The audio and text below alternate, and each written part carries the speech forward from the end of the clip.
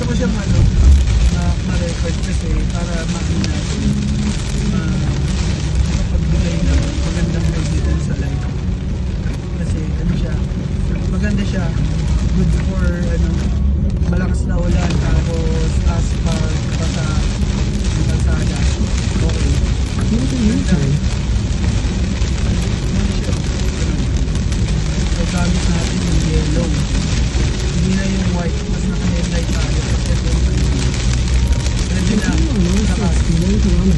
Nice na yung laban na talaga. Bakit pa kaya kumapagsin ako? Dapat pa yung X-Tom